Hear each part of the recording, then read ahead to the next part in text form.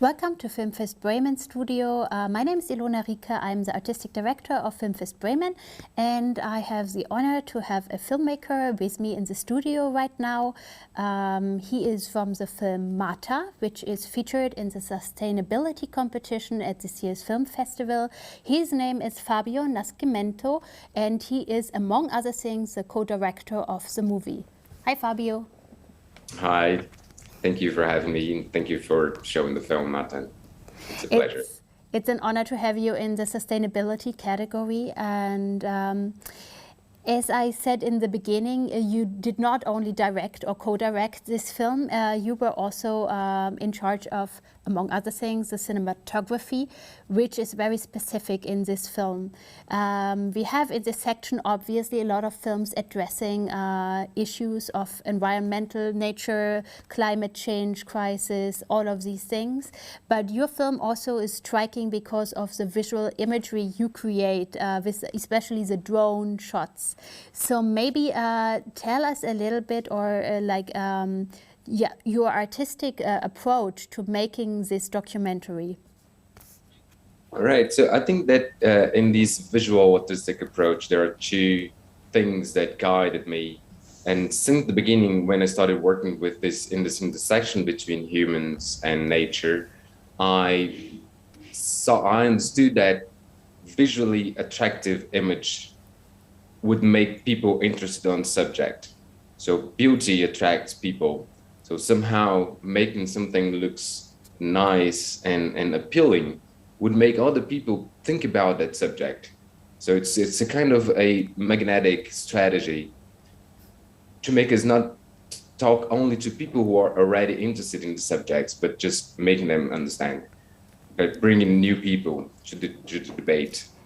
But also, in this case, the problem that we are talking about, these eucalyptus plantations, the monoculture plantations, are an extension issue.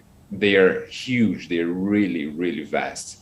So when we started understanding this problem that were affecting local indigenous populations and local farmers, when you are on the ground on a human eye level, you can understand some of these.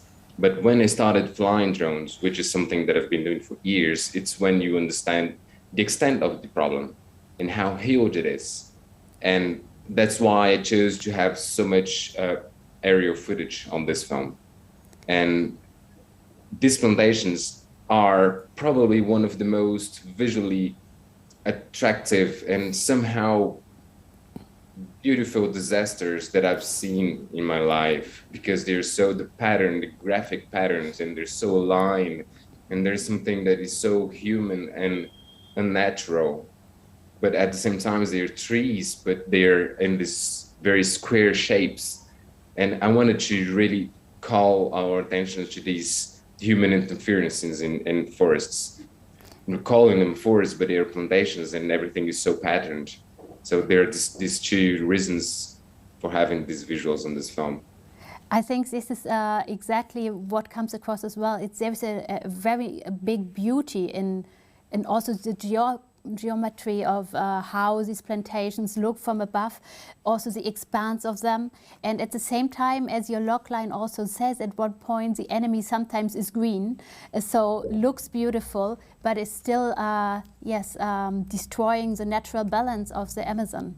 So in your film, you have different protagonists who are all, in one way or the other, very much involved in the forest, the natural forest, and have to face those plantations that have been put there to replace, or sometimes also, like it's in some ways, I think, even like a reforestation, it's called, even though it's not a forest, it's a plantation of these eucalyptus trees.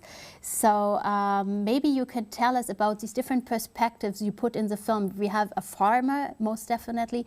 We have some indigenous people who have lived on this land for many, many, many years, like prior to any farming that ever took place there, probably.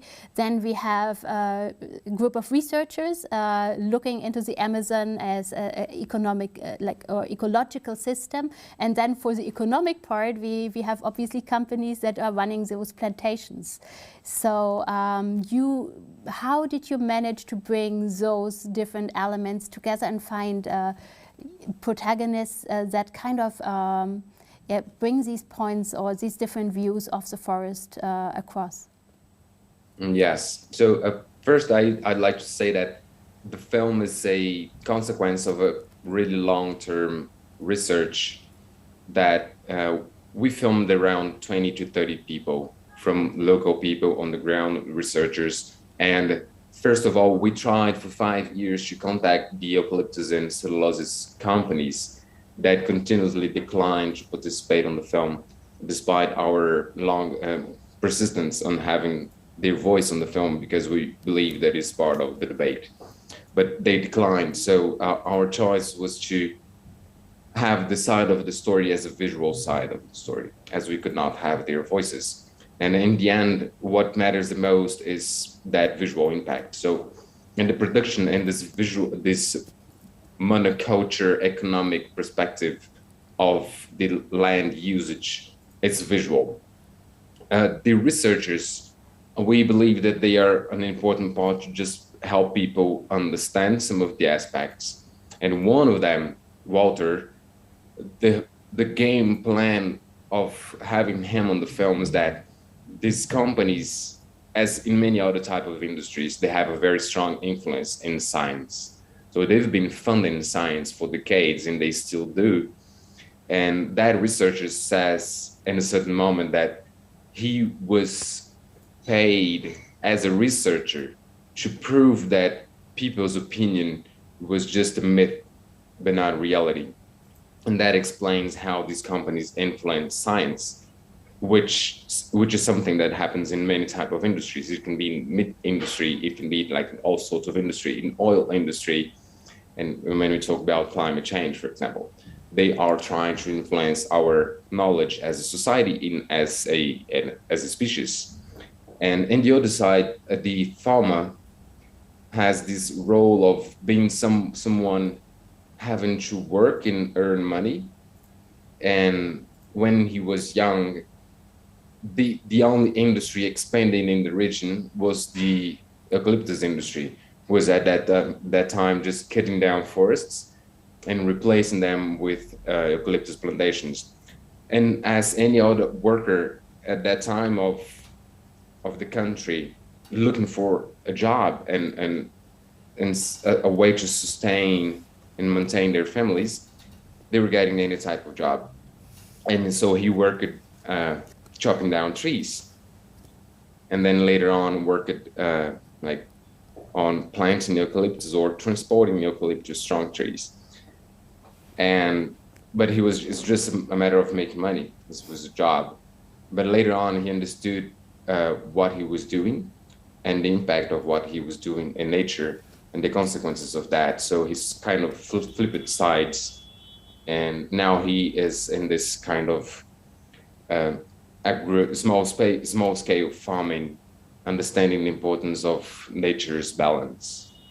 And fourth element is the indigenous community, especially one indigenous guy, Rodrigo, and they are in this perspective. They are in the opposite sides between companies are here having this very square view of what land can be and what land can provide us in terms of economic value.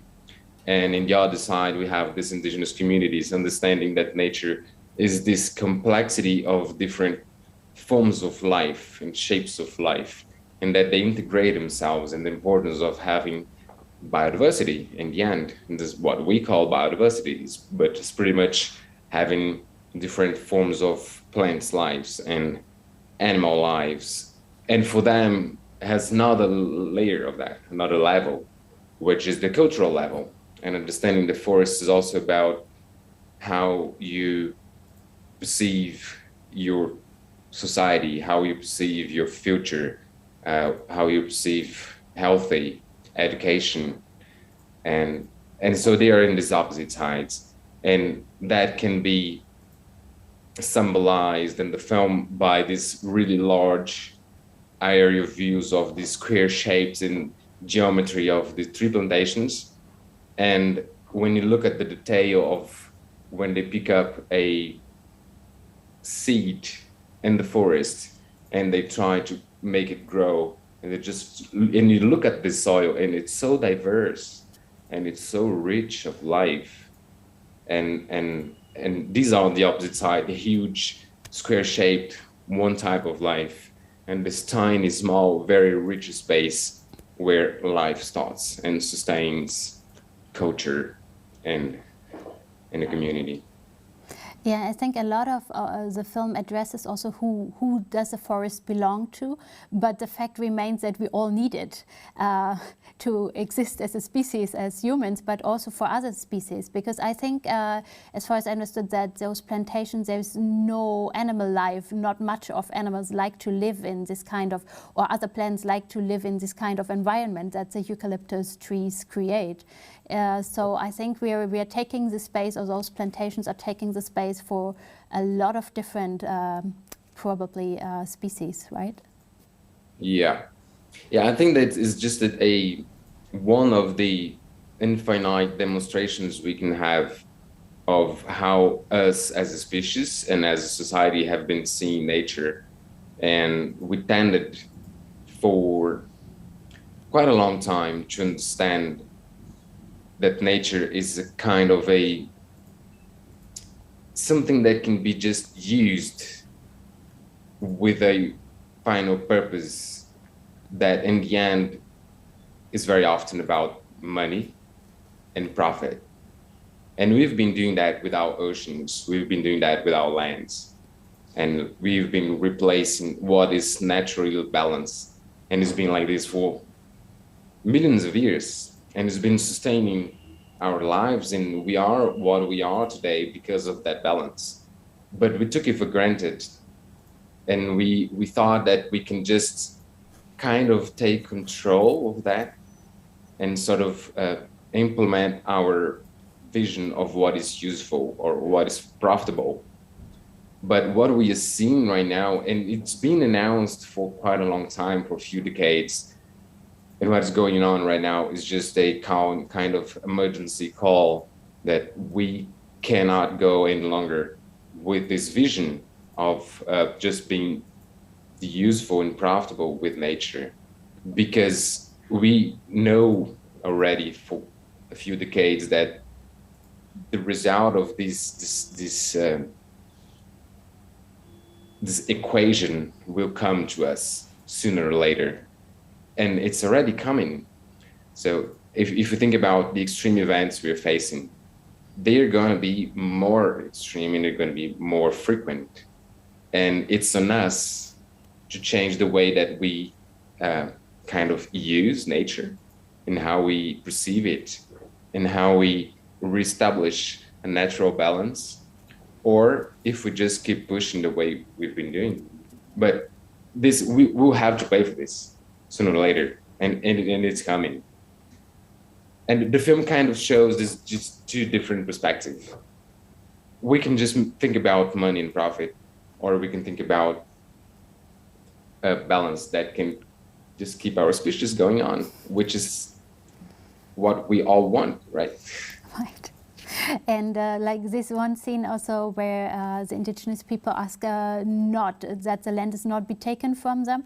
It's like in the end, it's their land in the first place, right? But everything becomes a commodity. And this is a huge problem. And I was wondering if you screened Mata in Brazil, also in other countries, obviously, is there some kind of like a reaction or like also a political response to this film? Can it achieve like for people to overthink certain farming and yes, deforestations techniques maybe?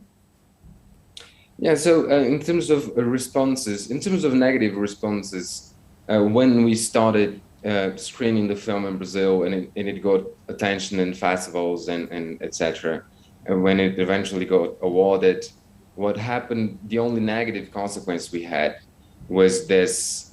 So the eucalyptus plantations, the eucalyptus companies and the cellulose companies, they are under the umbrella of they call the Brazilian Trees Institute, which is pretty much this large umbrella over these companies. And when the film started getting attention, so there was a big article that appeared in Brazilian media. So they contacted the media outlet and they asked for the right of a response, a reply, which is not like, doesn't make any sense legally. So it's just an article talking about a film. But they started kind of like pushing, just trying to get a close relationship with this media outlet just to make their voice heard, which is kind of interesting because we tried for years to have their voice heard. We tried to have them on the film, and we like consistently invited all these companies and the institute and all the satellite companies to speak on the film because we wanted to have their side, because we believe that it's part of having an equal and fair debate. And they declined, but maybe they didn't think that the film would be seen by so many. But it was the only negative thing. But in the other hand, there's something that just makes people think about something that they haven't been thinking about previously. And this can be either because, I'm talking about Brazilian audience, this can be either because the story happens in a quite known place in Brazil, and it's very known for the beauty of the coastal part of this region. So many people go there to spend vacations, and it's stunningly beautiful. But if you go a few kilometers inland, you start having these eucalyptus plantations. So for quite a lot of people, it's shocking to see that there's so much destruction and impact in the region that most of these people believe it is just naturally beautiful. But it's just one side of that region. The other side is like huge extensions of monoculture. And that same region was where Europeans first arrived in Brazil to start colonization. So it's quite symbolic that these indigenous communities were the first one affected. And that's why they've lost so much of their culture, their language, and their land. And for them is this very strange feeling of being the first ones contacted and being like belonging to such an important region for the country, but they've lost it all. And talking about a larger audience, so recently I was just participating on a panel in Yale in the environmental debates in Yale in the USA, and it's quite interesting that just, I think that it happens not only there but all over the place, that we tend to think about plastic as one of our big issues in terms of this kind of product, which is true and which is correct and really fair, especially because plastic lasts so long in nature. But somehow, and I think it's because of the word recycling, which is more of a word than an action, because we talk a lot about recycling, but it's so tiny compared to the amount of thing that we produce that we cannot rely on that as a solution. And places that recycle a lot, and if you think about like USA or even in Brazil, like we are recycling 1% of what we produce, which is virtually nothing. And the USA recycles 1% of their paper.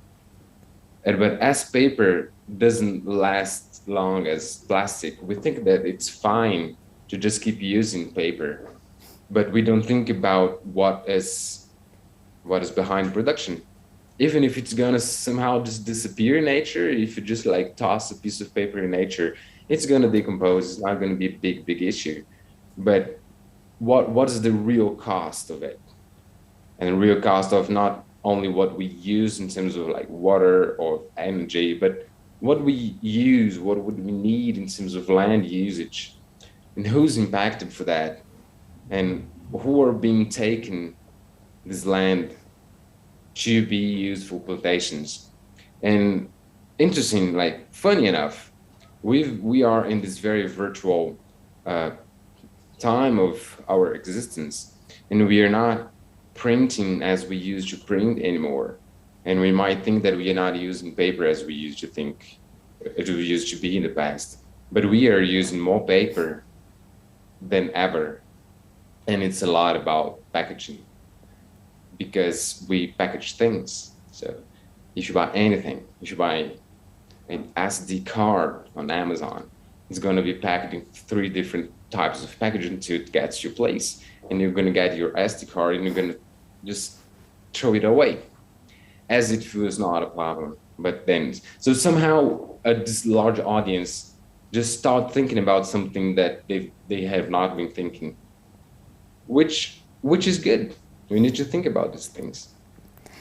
Absolutely, and I think your film Mata definitely has this, like, is a very good starting point also for the audience, because you don't really include that many statistics in the film or anything, but it is a starting point of thinking about certain topics and then go on and research them for yourself, which I think sometimes it's the visuals, the stories, the people draw you in, and then you're aware of the problem and then you continue researching it, hopefully, and become more aware of your surroundings, as you said, also what's happening in your own country or regions you think you know, but you sometimes don't really know the full extent of what's going on. So I hope it reaches many more people, and I hope it will be well received here at the festival as well, and lead to some interesting discussions, most definitely. So thank you very much for being part of the sustainability category this year with Mata.